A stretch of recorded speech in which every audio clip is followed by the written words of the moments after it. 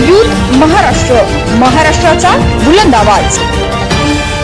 ताज्या बातम्या, मनोरंजन आणि व्हायरल बातम्यांसाठी यूथ महाराष्ट्र न्यूज चॅनल आजच सबस्क्राइब करा।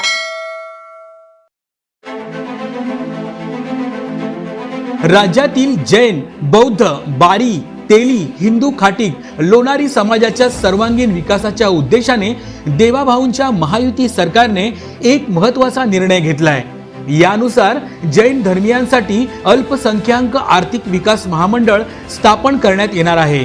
बारी, तेली, हिंदू खाटीक, लोणारी समाजासाठी आर्थिक विकास महामंडळ स्थापन करण्यात येणार आहे। तसेच बौद्ध समाजातील सांस्कृतिक व शैक्षणिक संस्थांना 10 लाखापर्यंत अनुदान योजनेला देखील महायुती सरकारने मंजुरी दिले। महायुती सरकारचा हा निर्णय म्हणजे राज्यातील अल्पसंख्याक आणि इतर मागासवर्गीय समाजातील जातींना आर्थिक पाठबळ देण्याचा उद्देश आहे। यूथ महाराष्ट्र, महाराष्ट्राचा बुलंद आवाज।